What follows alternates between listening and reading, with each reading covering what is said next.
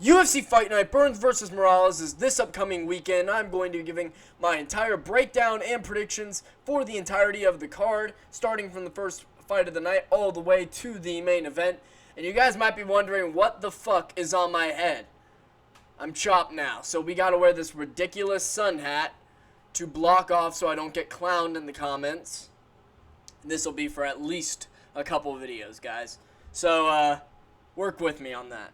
But there's not a lot to talk about on this card. So we're going to move pretty quickly. And, yeah, I have another video to make too. So you guys will like that one. All right, we're going to start with the first fight of the night. Tisha Pennington versus Luana Pinheiro. Terrible fight. No. Tisha Pennington beat Carla Esparza in her last fight, you know. Yeah. That was a big win for her. You know, she's getting dicked down every night from Raquel. I think she's got it in the bag. But being real, Tisha Pennington is better than Luana Pinheiro. Luana Pinheiro got finished, or no, she didn't get finished in her last fight, but she lost to Jillian Robertson. So, you know, competition is fair to say, but Tisha Pennington, despite her being 35, she still has a higher skill level.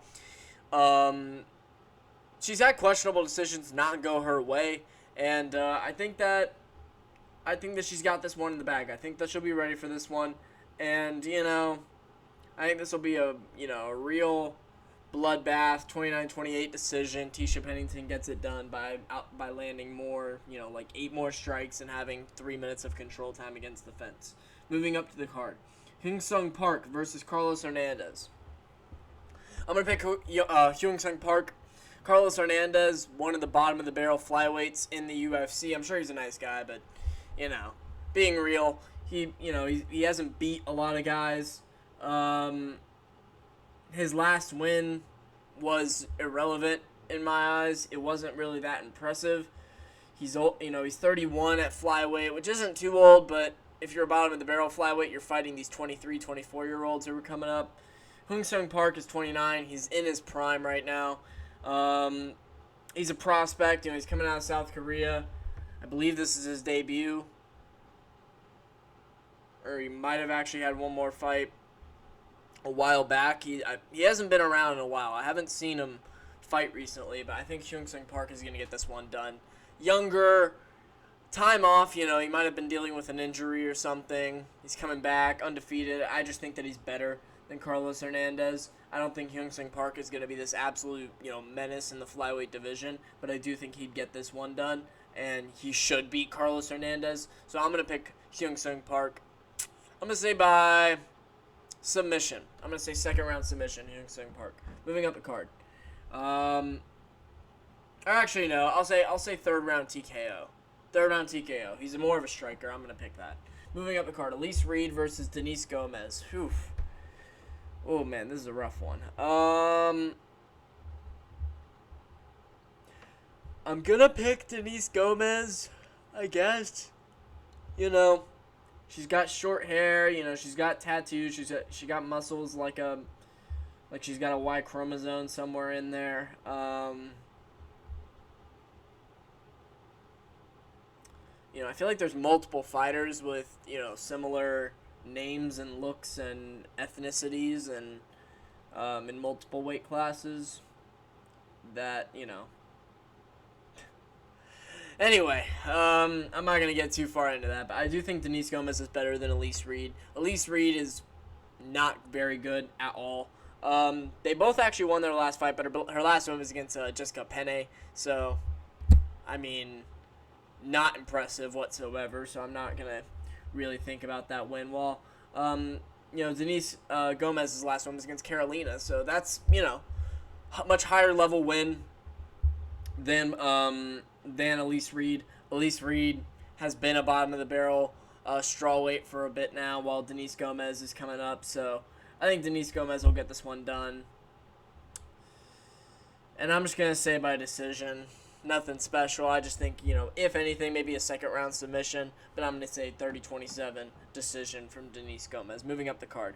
Another women's fight. Luana Santos versus Tamira Lisboa. Tamira Lisboa is not very good. Or Tainara Lisboa, sorry. Luana Santos is younger. She has more of a ceiling. Her last fight was against Casey O'Neill, and I think Casey O'Neill is actually very decent. So she lost that fight. I don't rate that loss too poorly.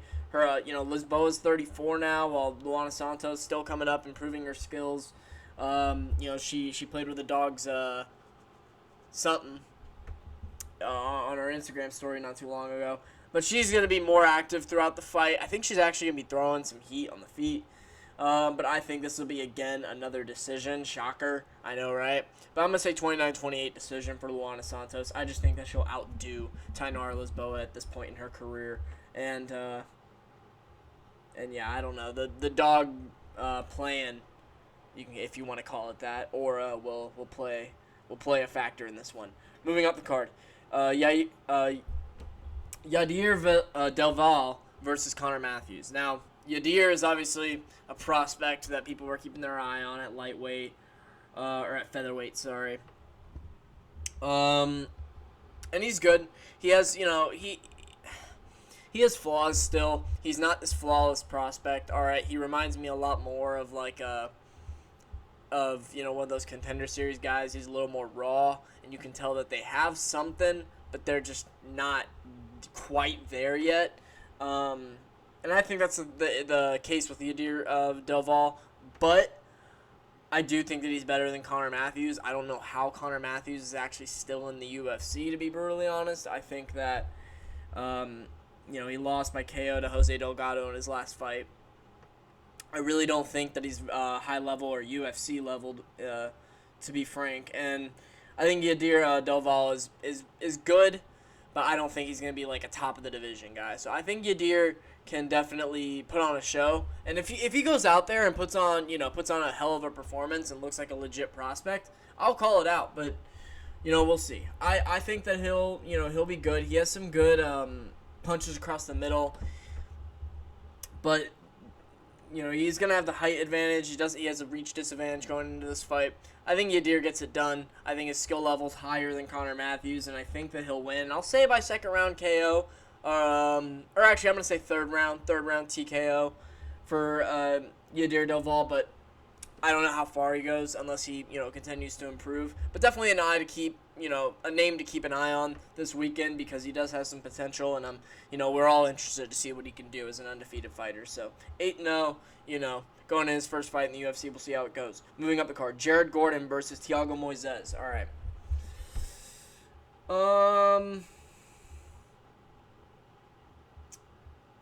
Jared Gordon is a lot better than Thiago Moises, and Thiago Moises gets overrated a little bit. A lot of people beat him, and then he's used as a reference point. He won his last fight. I completely forgot that he had a fight with Trey Ogden not too long ago in the Apex card, the Mackenzie Dern card, if you know, early this year.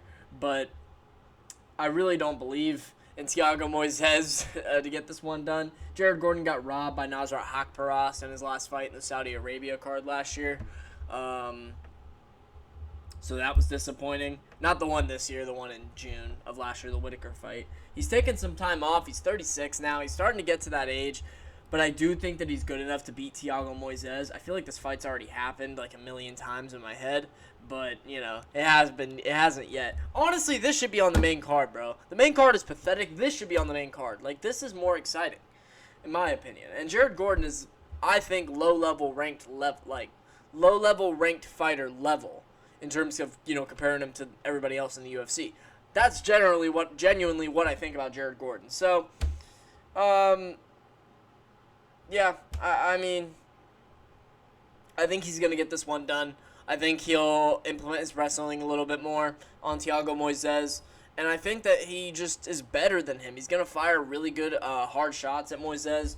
And I think that he's just going to outdo him. He's more active on the feet. He's going to throw more things at you. He's going to want to hurt you. Thiago Moises, he has moments. He's just not the most consistent fighter, and I don't see him coming out. His win against Trey Ogden wasn't If I'm remembering correctly, it wasn't anything impressive. So I think it was a decision. So I think Jared Gordon's going to get this one done. I'm going to say by finish. I'm going to say third round KO for Jared Gordon. Sleeps Thiago Moises with a big right hand. Moving up the card, Gabe Green versus Mateus Camilo. So Gabe Green has gotten in really good shape since his loss to Brian Battle. God, that was so long ago now. That was the Charlotte card in May of 2023. Literally, like, over 2 years off. May 13th was the day, right? Yeah, May 13th was the day. And he's coming back on May 17th, 2 years later. And, you know, he does look different. You know, he's 32 now. He's coming to that point where he's got to make a big run if you're Gabe Green. And Gabe Green isn't super high level. You know, he has losses to high-level guys. Brian Battle is, you know, near the, you know, the ranked territory of the division. Ian Gary, he lost to a while back. People forget, man. Ian Gary stunted on him, to be brutally honest. But that was before Ian Gary became a boring fighter. So, but Mateus Camilo, debut. You know what? I'm picking Gabe Green. Gabe Green, I think, was pretty good, honestly, as a striker before this layoff. And I think that people forgot about him. People forget, man. And now he's down to 155. I like that he's gone down a weight class. He was a little bit, like, out of shape. Now he looks, like, in shape. And he's, on his photo here, he's got a six-pack. He didn't have a six-pack in his fight with Brian Battle. So clearly he's putting in work and he's trying to commit. He's only 32. He still has time. Mateus Camilo, 9-2, 24 years old. He might look good. He might go out there and show out. And maybe Gabe Green will have an unfortunate circumstance where he fights a really good prospect, even though he probably put a lot of work in and will look improved in this fight. But I actually think that Gabe Green's going to get this one done. And I'm going to say by third round, or I'm just going to say by decision. I think he does it convincing, 29-28. Maybe a judge gives him all three. Decision. I think that sounds about right for Gabe Green. I think that he can get this one done and get a little bit of momentum going in for 2025 now that he's back. So, interesting fight. I'm going to pick Gabe Green on this one. Nothing too crazy by decision.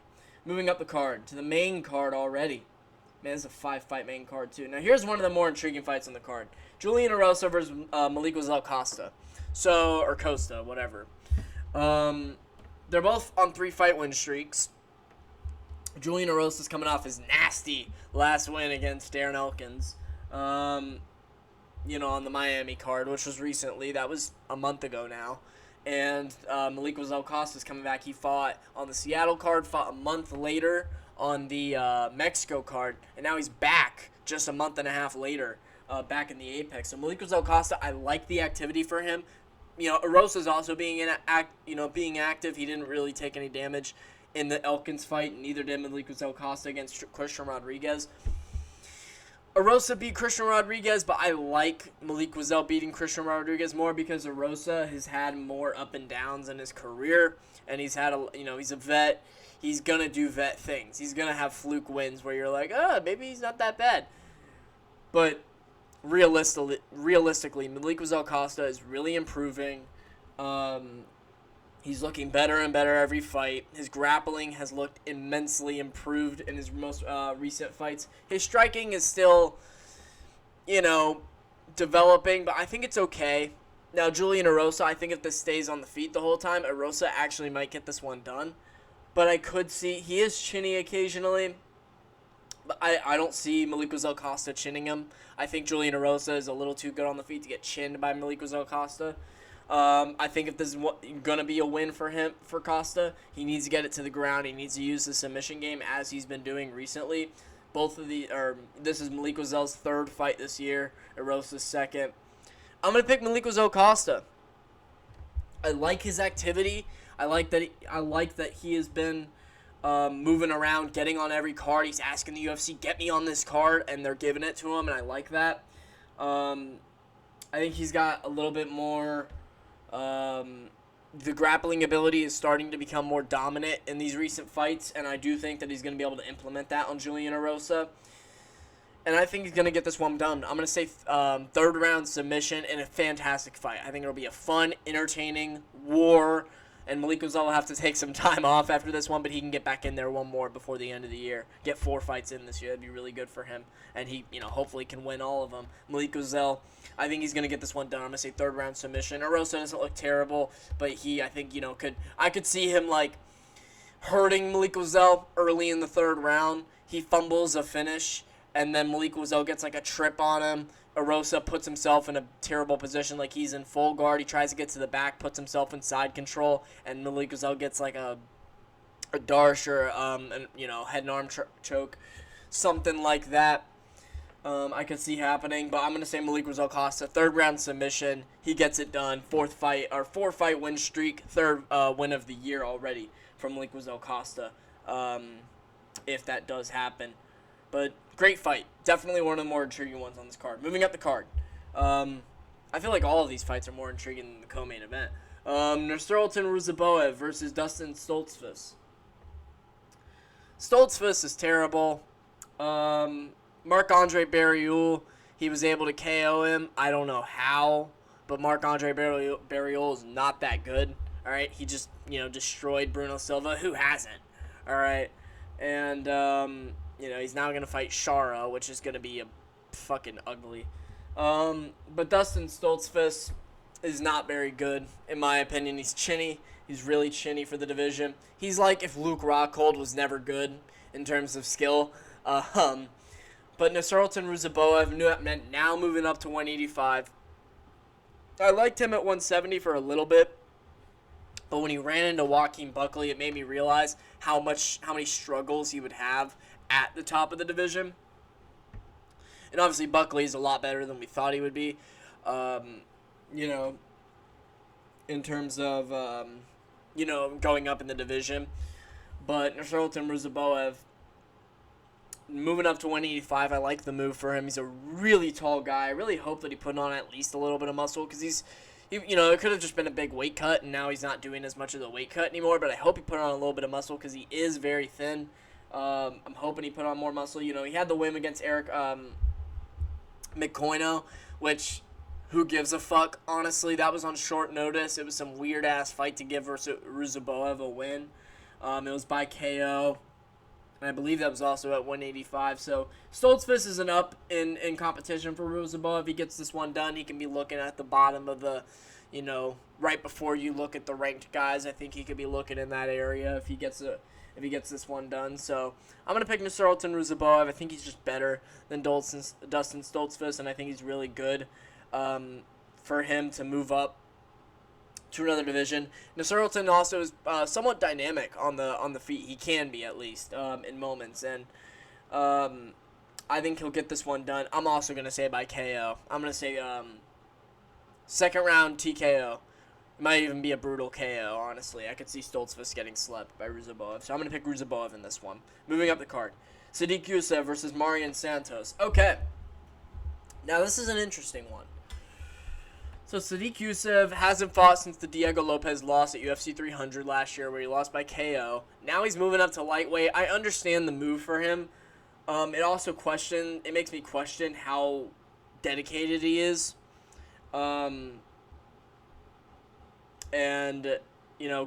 He's taking a year off, over a year off, moving up to 155 now, and he's only 5'9", and it's not like he's the most 155 level fighter. He's not like a guy who's like Ilya, who's going to be able to compete at 155 because he's Ilya, but also because his style is easily it can translate, because he's in his style, he wants to be the shorter fighter because then he can get up under you, and that's not quite Sadiq Youssef's game. He's more of a dynamic striker, kind of pick you apart from the outside. He likes to engage in the center a little bit, but he couldn't do that against Diego Lopez because it's Diego Lopez. And Marian Santos, I fear, could give Sadiq Youssef a rude awakening. Now, I hyped up Marian Santos hard in his last fight before the fight in my predictions video, if you want to go back and watch that one, against Francis Marshall, which was March. That was the Pereira card. That was my first ever video. And I thought Marion Santos was going to get that one done easily, but I did know that Francis Marshall was good, and this was a hard opponent they were giving him. But Marion Santos was able to kind of get it done. I don't know. Francis Marshall might have won. I think I called for a robbery on that one. It was very close. But Marion Santos, I do think, is good. And, he even acknowledged that he didn't have a good performance, which is good to know, because if he was like, I won all 3 rounds, he laid, or that was the worst impression ever of Paddy Pimblett. I started doing Connor. I don't know what's happening to me. I'm turning into a fiend or something. I don't know, bro. With the sun hat, it's messing me up. It's messing up my flow. I thought I won all 3 rounds, but Marion Santos, I think, will get this one done. I'm really I'm thinking. I'm visualizing it in my head. Marion's going to be bouncing around on the outside. And he's going to be looking for KO shots. Sadiq Youssef, I don't like this weight move for Marion either. I will say I feel like I like this weight move for Youssef more than Marion. But I feel like they're both featherweights in my mind.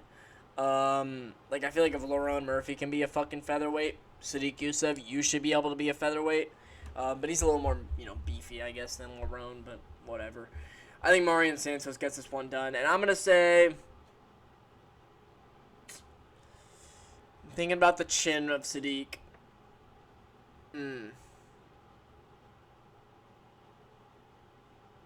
He had a war with Barboza, and I think that took a little bit from him. And then that KO loss to Diego was rough looking, and he didn't go in there looking at his best. And I think Marion Santos is going to get this one done. I'm going to say by UD, but I think it'll be a little bit more convincing than the Francis Marshall fight. And I think it'll be a 29-28, more convincing. Fans, most of them think that he won the fight. But I honestly see this one being really, really close as well. I don't know if a finish will be coming from this one. But this is interesting. I am interested in this fight.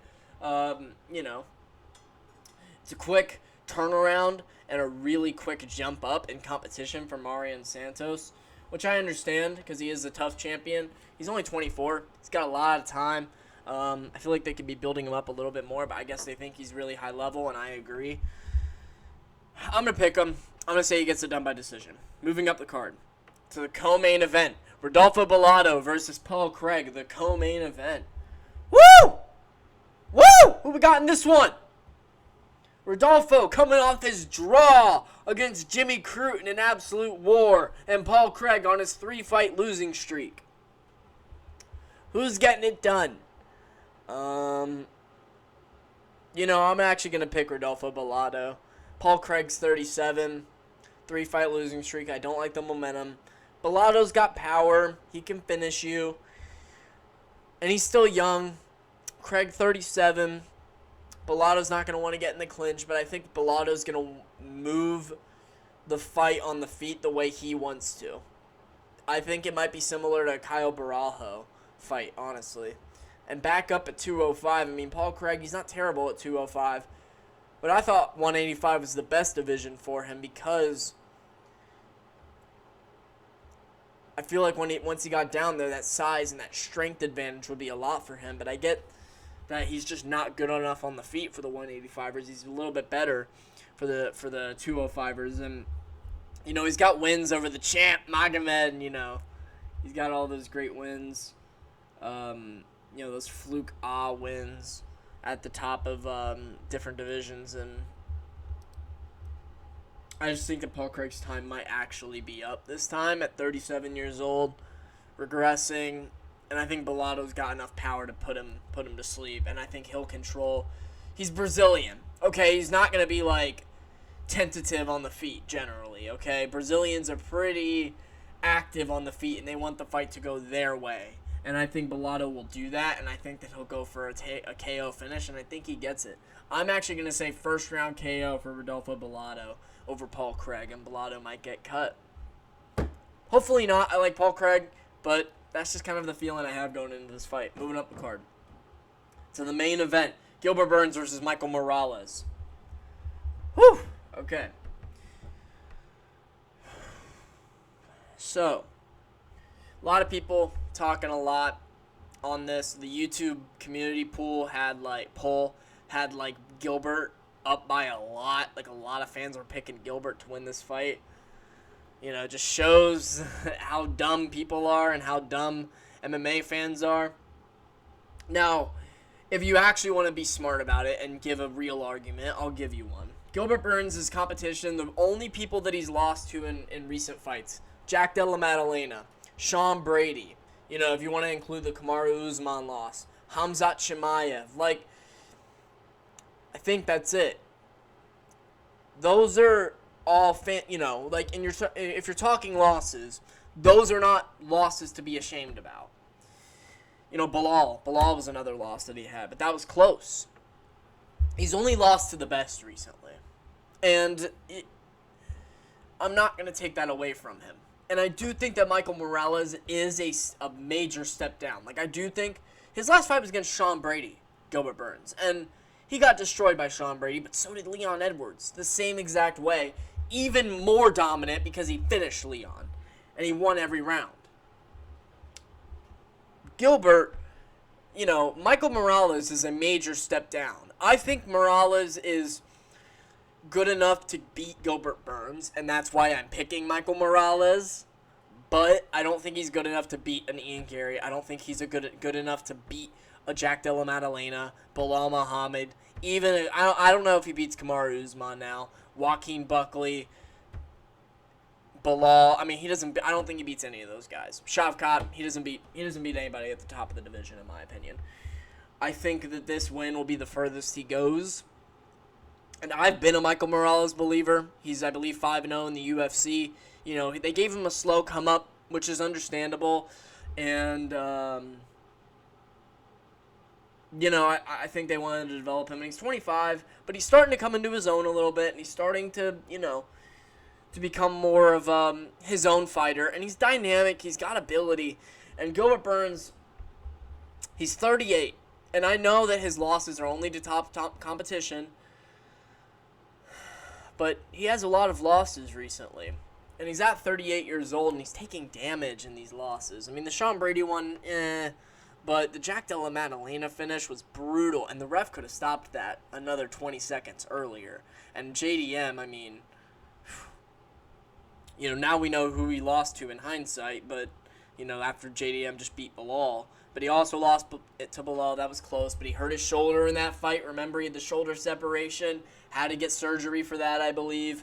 The Hamzat, just think about the damage the Hamzat fight did to him. I think that still plays a factor, especially now. Gilbert, 38 years old. He's getting close there. And I just don't think that he has it anymore. I just think that he's kind of coasting through these fights, and then he's losing, and then he's like, I'm not going to retire. I think Gilbert, man, it might be time, especially if you lose this one. I think Gilbert, this one might be time. He just said on Burt MMA posted, shout out to Burt MMA. But he said that he was like, I'm never retiring. And I'm like, oh, dude. Oh, no. Dude's going to go on a Tony losing streak. I hope not. I hope he retires after this one because I do think he's going to lose. I think it'll be by decision. I think Michael Morales, I like that he's gone to decision in a lot of his wins because that shows that he can win a 3-round decision. And he knows how to win fights. He knows how to go out there and do enough to where the judges can say, he won this fight. It's the same way, it's not the exact same, but you know what I'm saying. Bilal knows how to win fights. That's why he did so good. Leon Edwards is really the same way. Boring, but they contain you. I think that's what Michael Morales does. He contains you. He shuts you down offensively. And he doesn't really give you anything to go off of. And he's very unpredictable. He'll throw a lot of different things, and he has a lot of different things in his arsenal that he likes to fire once or twice every fight. And he doesn't really have a game plan, routine shot that he's looking for. He'll find anything. And I think that's going to be impactful against Gilbert Burns. And I think Gilbert Burns is just too old. I think Gilbert Burns of past easily beats Michael Morales now. But Gilbert Burns of now, I just don't think so. I think Michael Morales is better than him at this point. More athletic. An 8-inch reach advantage for Morales. And he's a big welterweight when you get in there too, man. He's only 6 foot, but he gets in there and he's a big dude. I think Michael Morales gets this one done. And I'm going to say 49-46 decision. I think that's what it is. Michael Morales, I could see him controlling Gilbert against the fence in moments. Gilbert has to get this down and control him and get a submission. I think that's his best way. You're not going to see the hair.